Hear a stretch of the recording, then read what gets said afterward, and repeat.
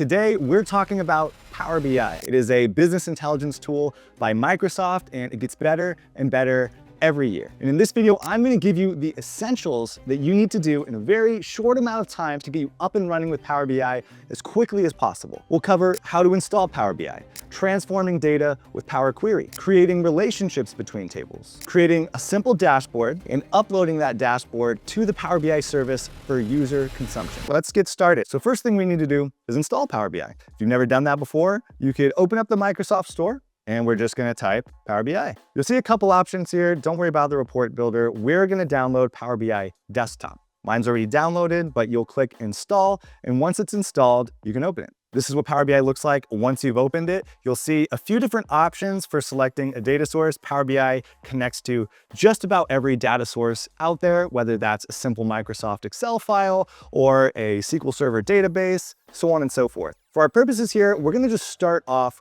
with an Excel workbook. I'm gonna select my file. We'll skip past all the connections. Once Power BI has connected to your file, you'll see the navigator window. And we have each of our tables here. We're gonna select all three tables. And if you want, you could load this data directly into Power BI right now, but we're gonna transform the data because there's a few things we wanna change up before we get going here. And now we are in Power Query. This is where we make transformations to our data. A few things to note here. We have each of our three tables over on the left-hand side, and on the right side, you see our applied step. So anytime we make a transformation in Power Query, it's going to save that step for us. And this is really helpful because if you make a change that maybe you don't want, you can just exit out of it right here and it'll delete the step. And you'll notice that Power BI already applies a few steps for us to connect to the data and get it ready for us to edit. And there's a few things I want to change to our data here. And this is going to give us a quick overview of what you can do in Power Query. It's always a good idea first to check each of your columns, make sure data types are correct and things like that. Right now, I want to delete this internal notes column. This isn't something I need, and I can delete this very easily. Up here, I just select remove columns and boom, it's gone. And you can see over here on the applied steps that it saved my step, like I mentioned earlier. And say that was a mistake and I want to bring it back, I can just remove that applied step and you'll see that it's back. But we do want it gone, so I'm going to remove it. And another way we can remove it is we can simply right click and select remove for the column. Now let's talk about data type. So to change the data type, you'll see a little symbol here to the left of the column title. And if you select that, you'll see a number of different data types. Since this is a price column, decimal number works, but let's say we want to change it to fixed decimal number just to represent that monetary value. We just select that and you can see the simple changes. We have a new applied step, change type. So this table is looking pretty good. Now let's head over to our customers table. What I want to do is I want to merge my first name and last name column into a full name column. I could do this by simply selecting the first name column, control selecting last name, go over to my add column tab here, and we're going to select merge columns. We want the separator to be a space, and we want to call this column full name. And as simple as that, we have a full name column. Another thing I'm seeing is my sign up date column is set to a whole number value, but we want it to be a date data type.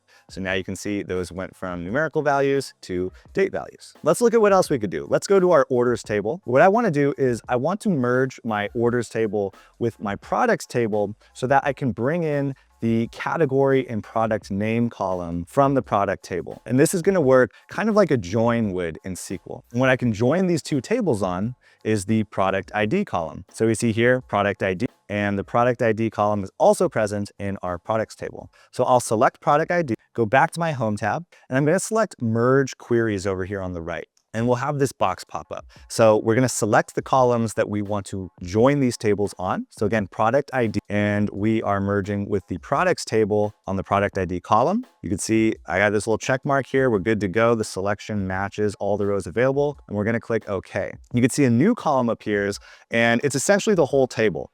And if we click this little box here with the two arrows, we can select whatever columns that we now want to bring in. And we just want to bring in category and product name. I select OK, and we see that each of those are now present in my orders table. So I want to rename these columns. I'm going to double click into the column header, product name, and for this column, category. We're gonna make one more change here. We're gonna head over to our sales channel column, and you'll notice that each of the values start with a lowercase. Well, I want each of these values to start with an uppercase, and I can do that pretty easily. So I've selected the column. I'm gonna head over to the Transform tab. I'm going to select Format, and we are going to select capitalize each word. And when I do that, you see that it's now proper case. The first letter of each value is now uppercase. And then real quick, I'll just change revenue to fixed decimal number as well. So again, you can see how easy it is to make transformations. This is looking pretty good. So now we are going to load this table into our report. All we need to do is select close and apply over here on the left, and it's going to load our data into the report. So for this video,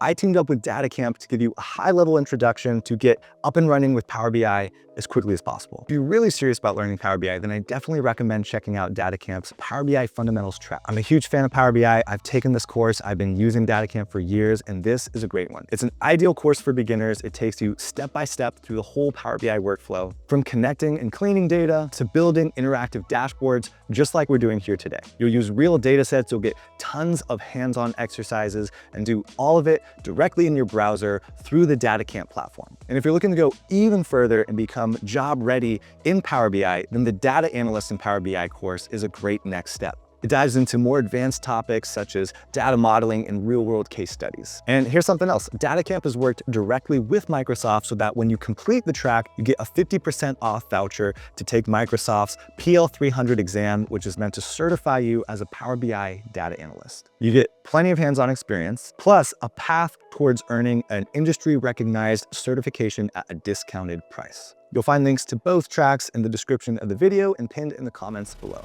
Now let's continue with the rest of our tutorial. So here now we've loaded our data into the Power BI report layer. And there's a few views I want to call your attention to. We have the report view. This is where we'll build visuals in just a moment. We have the data view, which looks a little similar to Power Query, but it's just a table view of our data, kind of similar to Excel. You could also create custom columns and things like that in this view. And then we have our model view. This is where table connections are made. So Power BI is pretty good at identifying connections between tables based on our primary keys. And if you click into this line here, you'll see our relationships. So kind of like we did earlier when we merged columns together, these two tables have been merged on the product ID column, and it has a many-to-one cardinality. You'll see the one symbol flowing from products to this asterisk, which is the many symbol to orders. Meaning for every one product ID in our products table, there are many matching values in our orders table. We have the same kind of a relationship between our orders and customers table, and they're merged on the customer ID column. This looks good. There's nothing we need to modify here, so we're gonna hop into our report layer. And I want to show you just how simple it is to create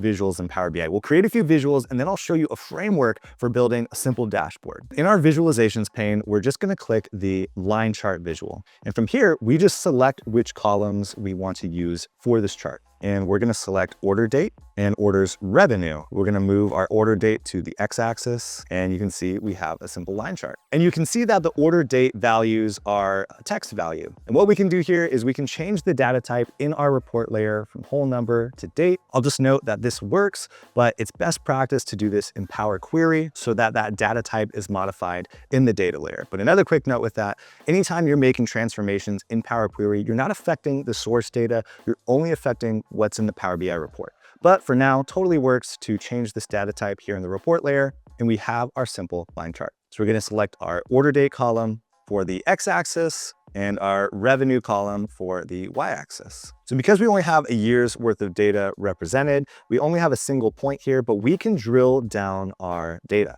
We're going to select this arrow to drill down and this forked arrow to expand everything down one level in the hierarchy. We go from year, quarter, and month, and we can even go down to our day value. So we're going to leave our line chart there, and next we're going to create a bar chart. So you can select the visual. Another thing you could also do is just select the fields you want. So we're going to do product category and orders revenue. We opted for a table view, but again, we want a bar chart. So I'm just going to select that visual here. And there we go. We have a pretty good looking bar chart. Now let's create a couple of KPIs. So I'll select my KPI card. I'm going to shrink that down a bit. And I want to show orders revenue.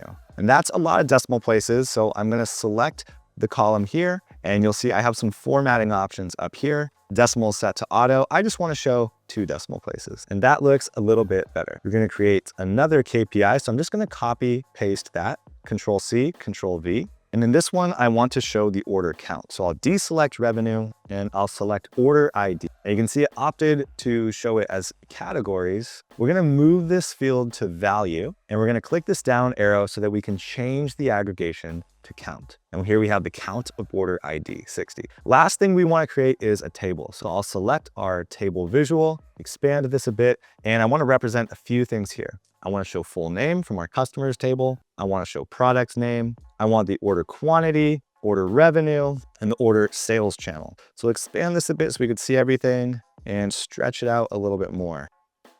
And I want to give you a simple best practice for dashboard orientation. What you typically want to do is you want to arrange your visuals in like a Z shape. And within that Z pattern, you want at the top left corner of your dashboard, starting there, to have a broader level of detail. And then as you move down the Z left to right, top to down, you want to increase the granularity of detail that you see. So here in the left corner, we have a line chart. It's kind of more of an overview. We have our KPIs. It's kind of, high level information. As we move down to the bottom right corner, we have the table, which is row level detail. And we're not going to do any formatting here. There is a ton you can do with formatting. I'm sure you've seen all sorts of crazy dashboards, but for today, we're just creating some visuals and orienting, which looks like a fairly clean dashboard. Once your report is complete, we want to publish to the Power BI service so that it can be loaded into a workspace that users in your organization can view the report in. So to do that, in the Home tab, we select Publish. We'll save our changes. We'll call this Product Report. Save that.